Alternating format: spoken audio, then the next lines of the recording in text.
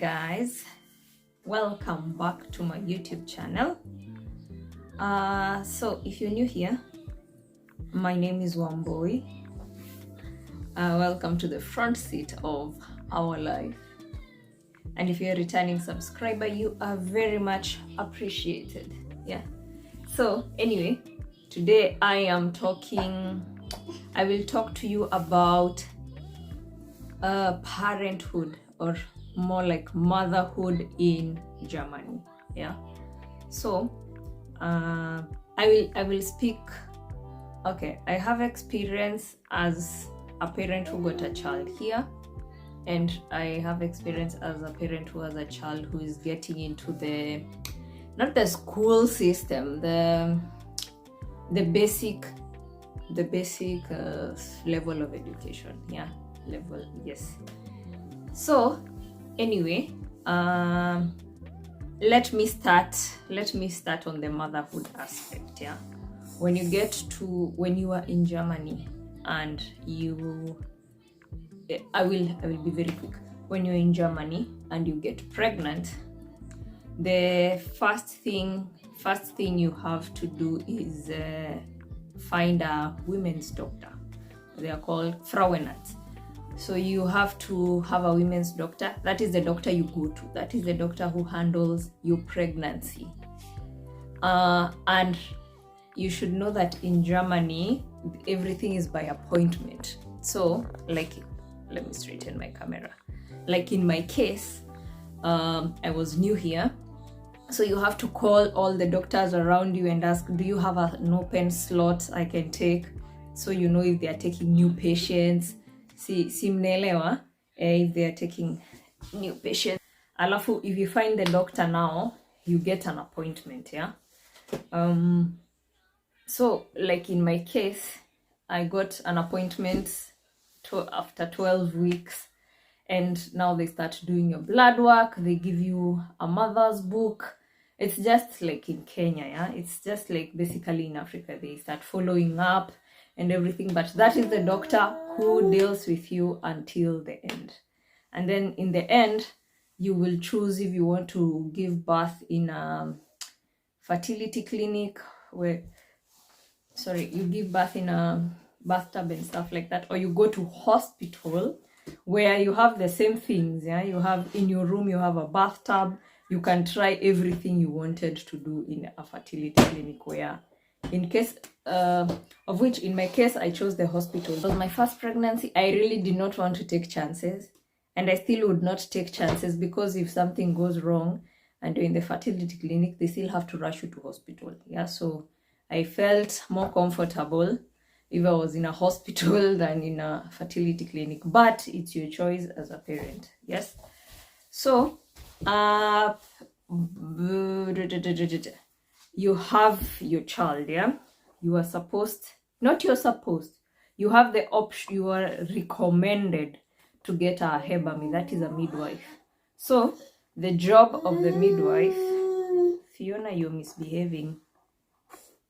A hebame is a midwife, and the job of the midwife here is to come and visit you after hospital, when you've left the hospital and you've been discharged. And remember, you're supposed to book this hebame months into your pregnancy, because they are so booked. Normally they don't have open slots. You have to book months in advance when you're still pregnant. Even your Frauenarzt, your women's doctor, will tell you you need a hebame. But in my case, I was just doing things kimalenge. I did not have a hebame. I was just telling myself, see, women in Africa do this, and they don't have somebody visiting them at home after they've given birth to start telling them, this is how you clean your baby, this is how you watch your scar and stuff like that. So I was late. Okay, let me just say I was late to get a hebame, so I had to do things all alone. Yeah. So you've left the hospital, yeah? Like in my case, I stayed in hospital for I think 4 days. They wanted to keep me longer, but I was not having a good time. Okay, for most of you probably don't know. when I was pregnant with my daughter, she refused to come into the world. So when I was in my 42nd week, my women's doctor was like, okay, I cannot handle your case anymore. You have to go to hospital so that they decide what to do with you. So when I went to hospital, a doctor was designated to me, and I spoke with the doctor. The doctor checked, he saw that everything was fine, and he was saying, I also don't know why your baby is not coming. So he said, because it's only 7 days past, we will give the baby 3 more days to decide if to come or not. If she refuses, you have to come to hospital, we have to induce you, and we have to find a way the baby has to come, because now the environment is no longer very safe for the baby. The longer the baby is in there, everything, the body is done doing its job. So I went, so when we were just there talking with the doctors, we decided, okay, you know what, it's just 3 days, let's wait, maybe she will decide to come by herself. But she never did. So after 3 days, we went back. And then the doctor was like, okay, now we have to force her out. So I got induced, and it was during COVID. So Stefan could not stay with me very long at the hospital. He only had like the visiting hours, and he had to leave. So I did all the hard part of pain and all that. I handled that all by myself. So I went into labor like 2 hours later. It was already, contractions had started, and it went on until the next day. So the 11th day, I was still in active labor, and the baby was not coming. It was like 7 centimeters dilated. So they had to, they said, okay, in the morning, it was very early in the morning the next day. So they said they have to do some tests, and they were slicing her head. They were cutting pieces to check her blood, to make sure she's not, the environment is not so toxic for her. And then I think they saw the results were not good, so they had to rush me to surgery. Yeah. So that would have been a good time to think, I should have really taken a Hebame, because now I have to deal with a scar. And I did not know how to handle that. But Stefan was very supportive, which is number 1 point for relocating with your babies. You will need a lot of support. You will need a very supporting family or partner or somebody you're relocating with, because you might end up doing things alone. I will not lie to you. Germany is not a very social country. Your neighbor will not come and check on you. You got a baby, let me help you here, let me take the baby for a walk and you can sleep. No. You will do everything alone. And you have to be totally, and when I mean alone, I mean even if you have an older kid who is like 8, you cannot leave your kid to watch your baby. You're not allowed to do that. Even before you leave the hospital, the doctor is telling you, never leave your infant with a child, because if anything goes wrong, that is a police case. That is child abandonment. That is your child is in danger, you see? So when you're relocating, be mentally prepared. You will be handling things alone.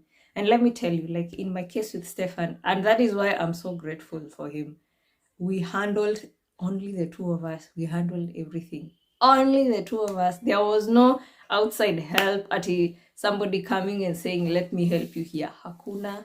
You handle everything alone. So when I got home, he had to go to work the next day. So I am left with a newborn. I have no idea what is what. At least he had made food, so I knew nikuweka tu kwa microwave and warming. And Fiona is misbehaving. And then he had told me for the next 3 months, usifanye anything.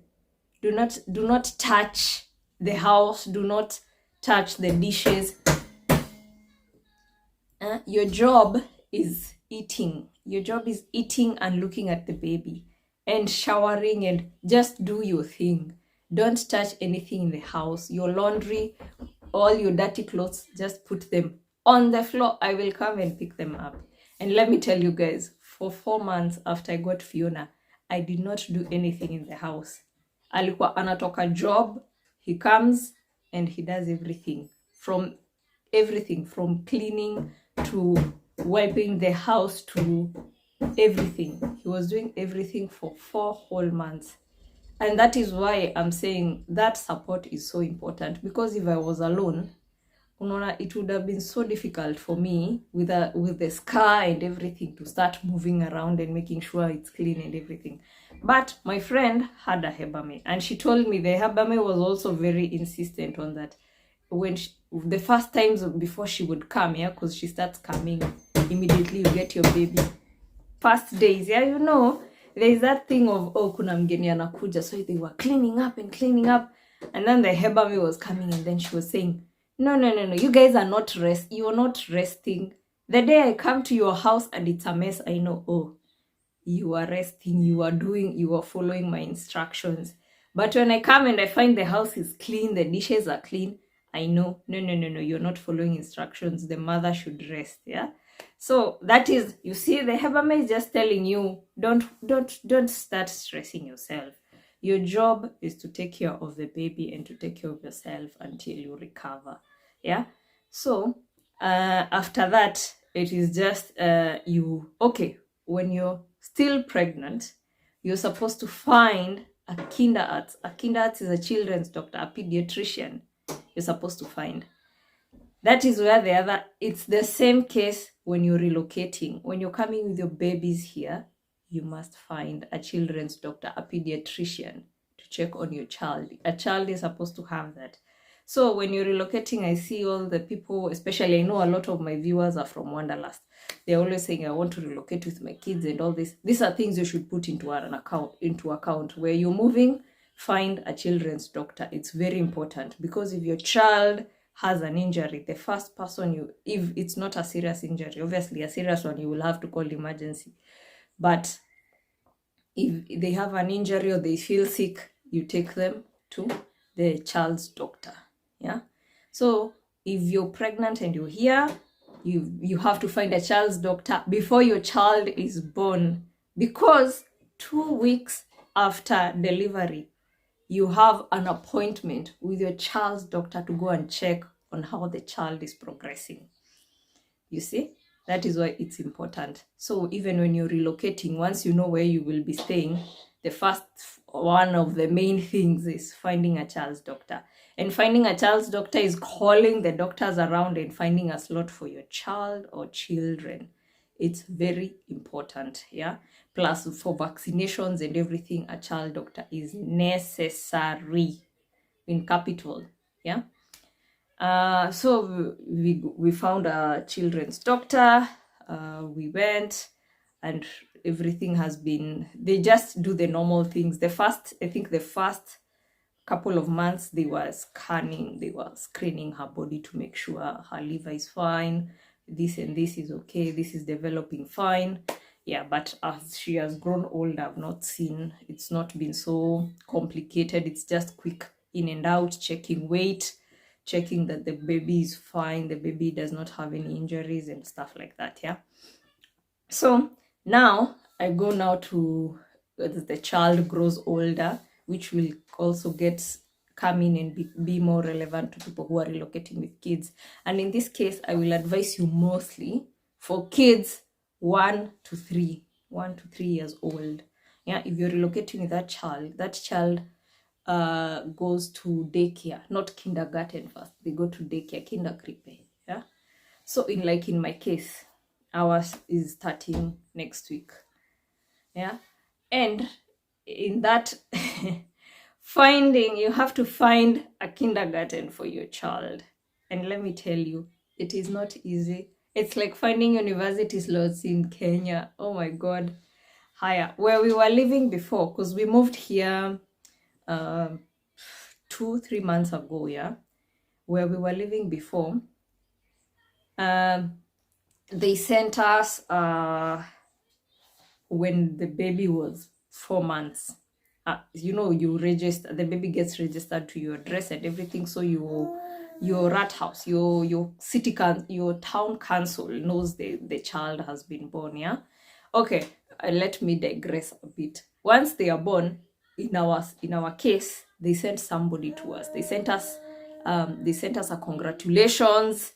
You have a newborn, and yeah, we are so happy to have an additional member in our small town. We will be sending somebody with presents to come and visit you and educate you on child safety and what you need.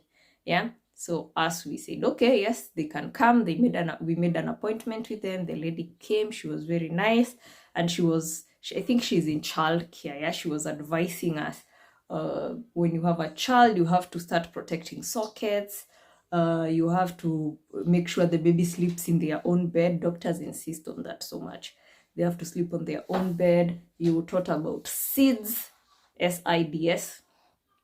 You're taught about how to handle when the child is restless, when you go for a walk. They teach you, it's just the basics of childcare. It's everything the Hebame would have taught you anyway, but she's also checking. I will not lie to you. That person is sent by the government. They are, as much as they are bringing you presents, yes, they bring presents for real. They bring presents. They also bring you offers. Like me, I got offers for discount yoga classes for moms.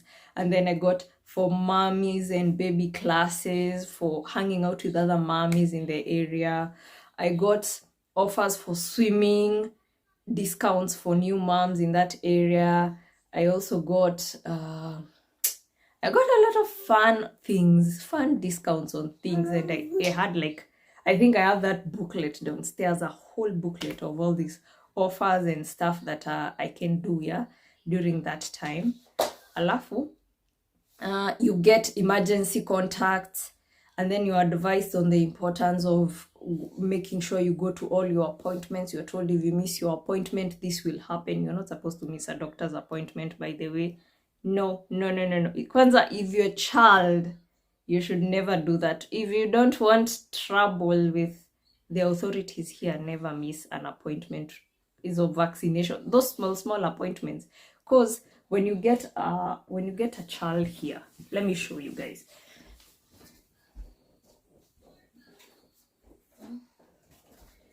So when you get a child here, you get a baby book. Yeah, it's just like in Kenya. The difference with this baby book is, can you see that all the appointments are written there with dates? So you will never say, oh, I did not know. You're given Fiona, the last appointment she has here, it's in 2027. She has been given a range of dates that she must show up for her appointment. If you do not show up, if you do not show up and your child's doctor reports, oh, this time has passed and this person has never showed up, they will start looking for you. This is not jokes. Everything is written there. You have the book. It's stuck on the first page. All this information is stuck on the front page for a reason. So you will never come back and say, oh, I did not know this and this. No. This is given when you leave the hospital. You're told all the dates. All the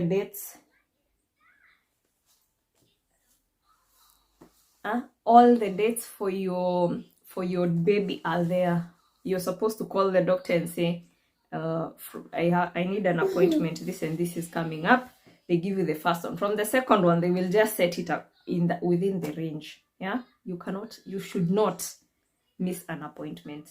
Yeah, you will get unnecessary problems.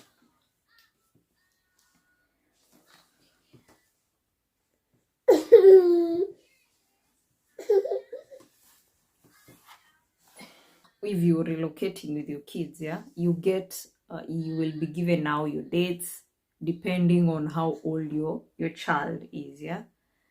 Higher. Now the child has grown up and you're ready for stuff like school, yeah, you want daycare. Daycare is for kids between 1 and 3. You can, I don't know if I am not sure, you cannot, if you can leave your child, a younger child, the daycare will not take them, but you can take them to a Tages Mutter. It's like a daily mother. If you have to work, some people are in a different situation. Yeah, if you really have to work, you have to find a Tages Mutter and you have to pay her. It's like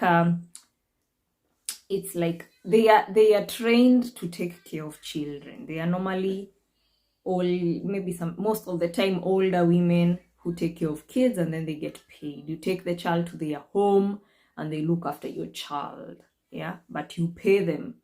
That is not like government, like that is depending on your situation.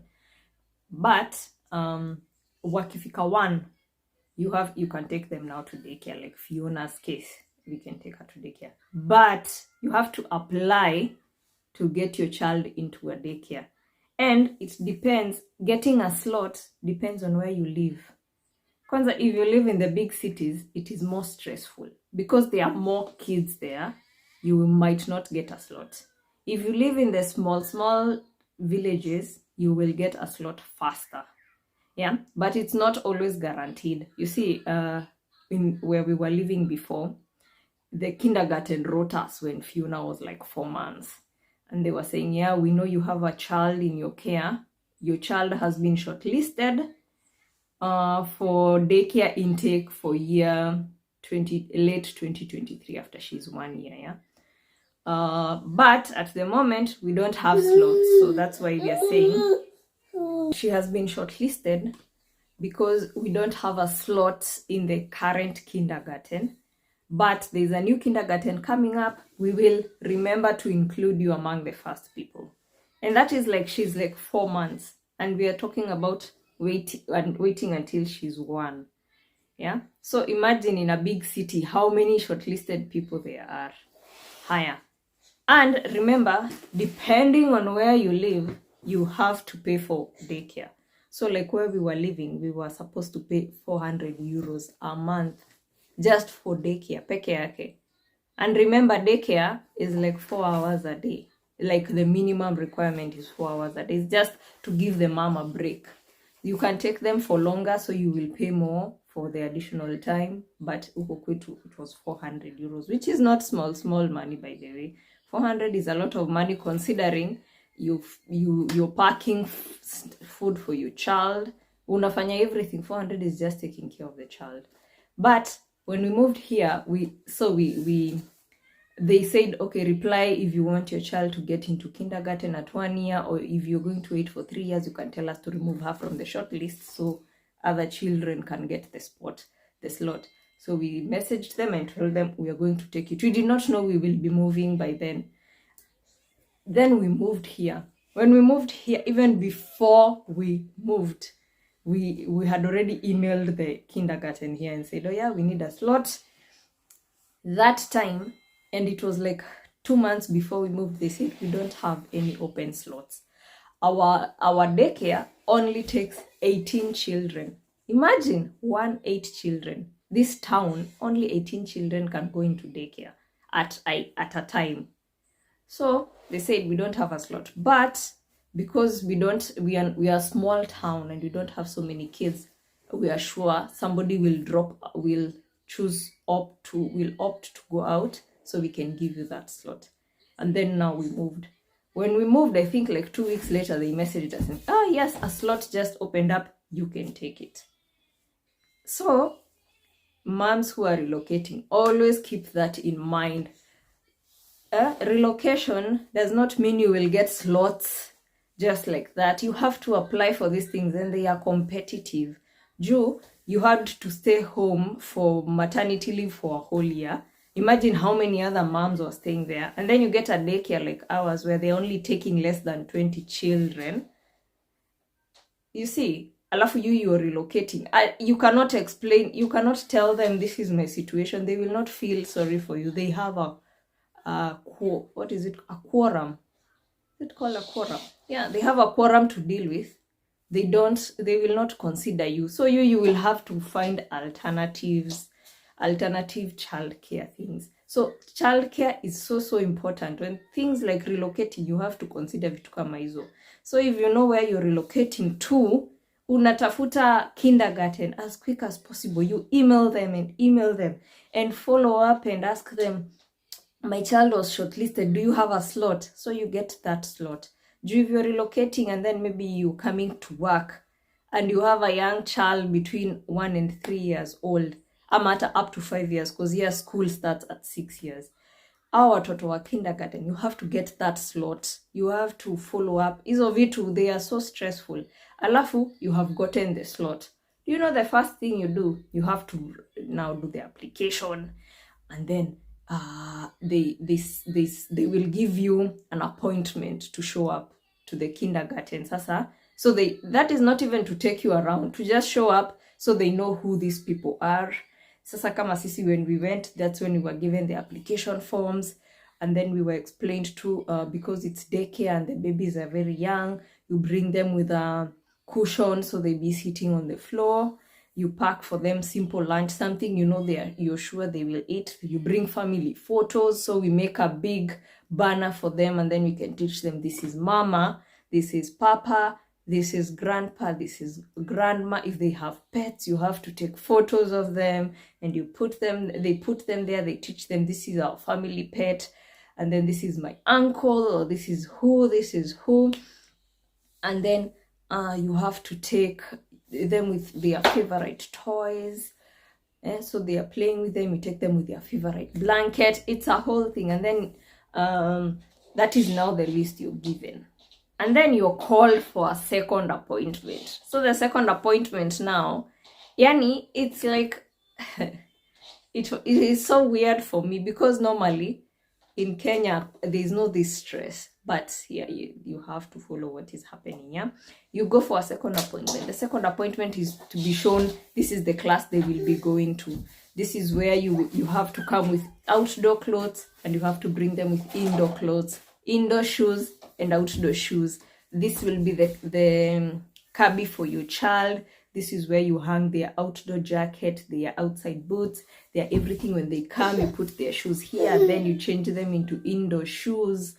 And then you're shown her cubby now inside the daycare. Her change of clothes, her diapers, they are this. And then you're told this and this you need. You are asked about your child. What does your child like?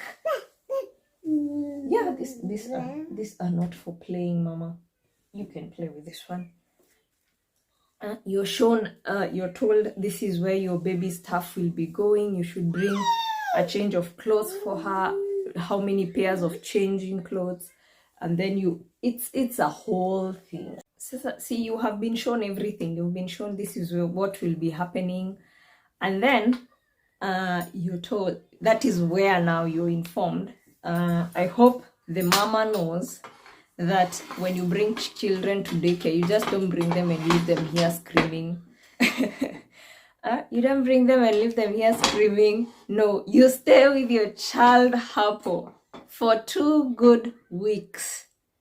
Yeah? So, like me, next week, that's why I was saying I will not be vlogging for you. Next week, I have to, when I go to take Fiona to her kindergarten, I stay there with her.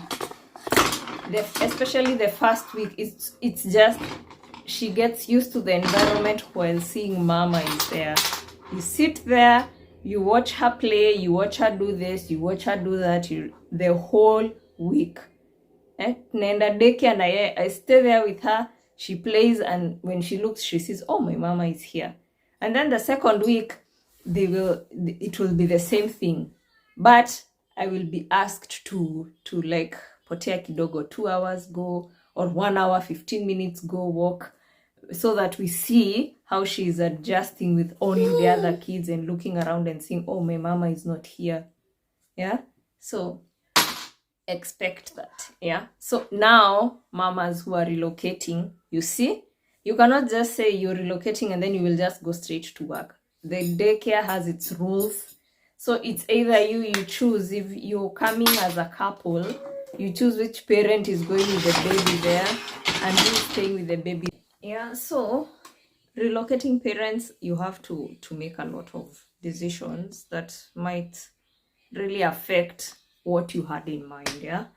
And then after that, the third week, they will determine if you can go home immediately, you drop the child off, or you have to remain there maybe for another extra week. I know moms who have done it. It depends on your child, really. I know moms who have done it for a month. I know moms who have done it in 1.5 weeks. The school determines it. And you see, there is no really shortcut. You cannot go and start debating. This is a rule they have in place. But there are some very good aspects of it, because you see, like her daycare, they said every week a parent is given the responsibility of like bringing fruits. You're told, bring this fruit for the whole class. And that week they will be eating that fruit. Sorry. So I would say generally childcare is very essential, and you have to put it into account when you're relocating, because you see, there's a lot that is not out there, and it would affect your plans really, really much. Because you have to account for, imagine you're coming, you have a 1-year-old, you don't know how your child will behave in this environment where everyone else is speaking a different language.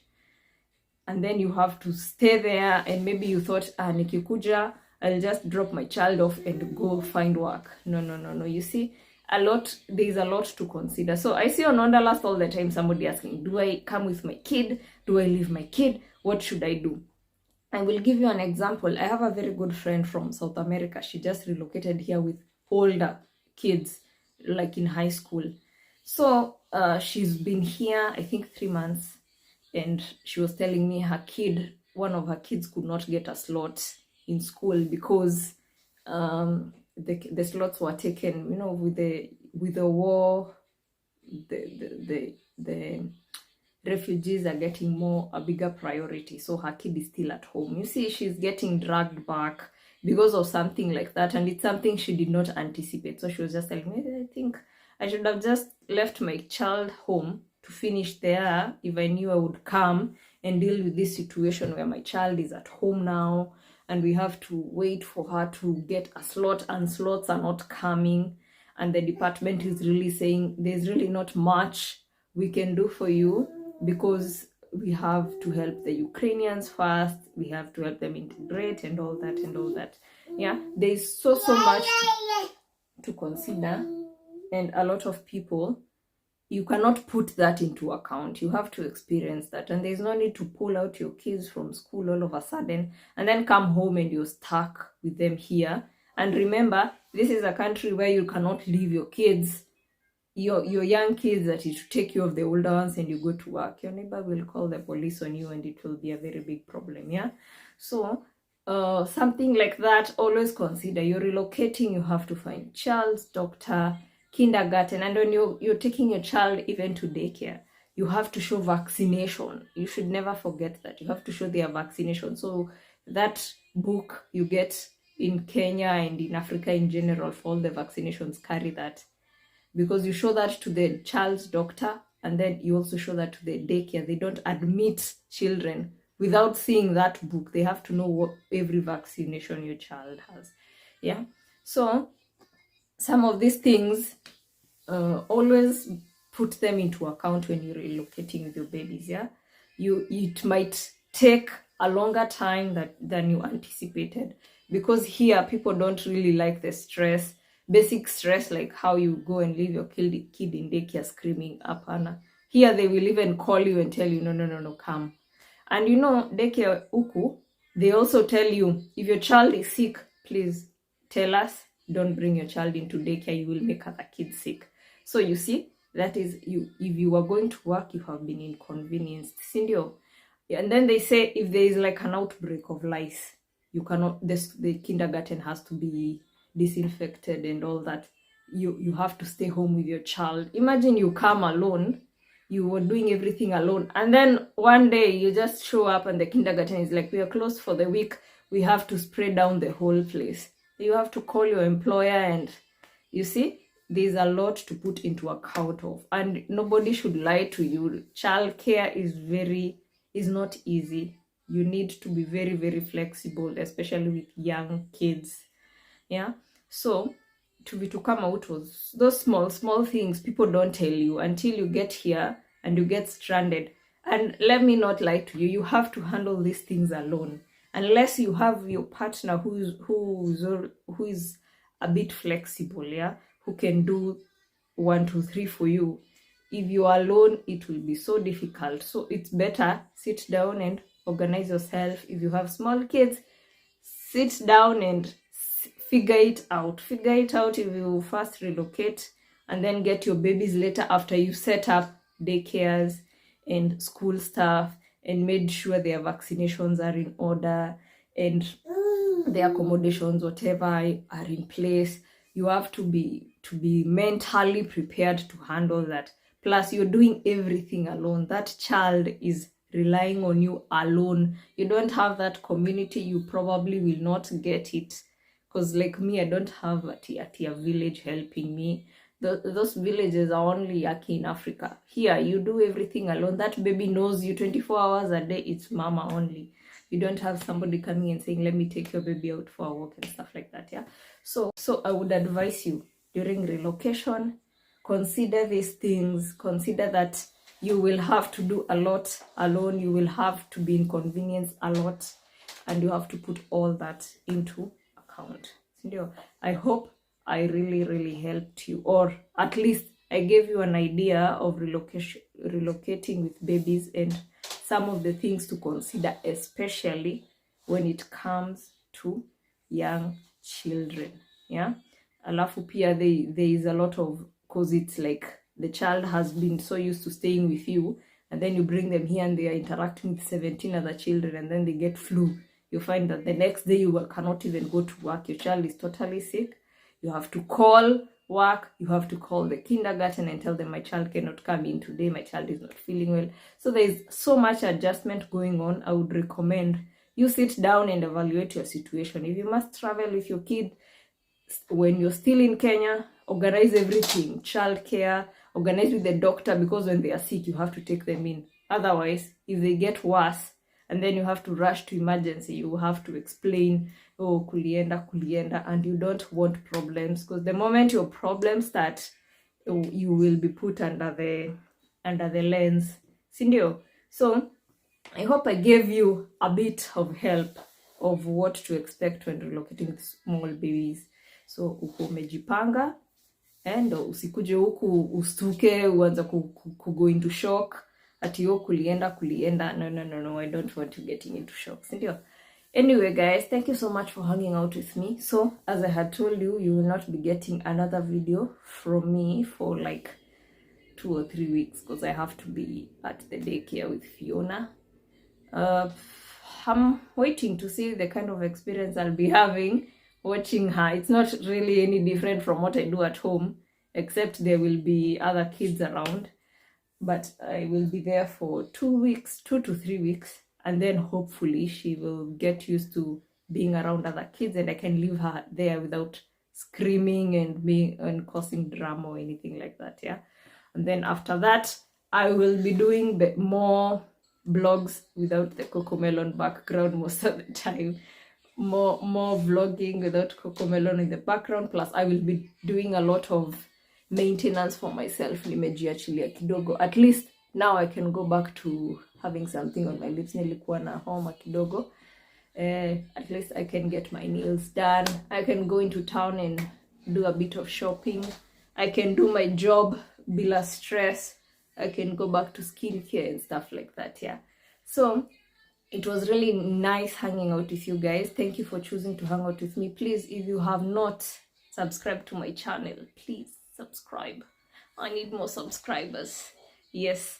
And please share with your friends. We need more support, Aki. See, I'm giving you good stuff. So please subscribe.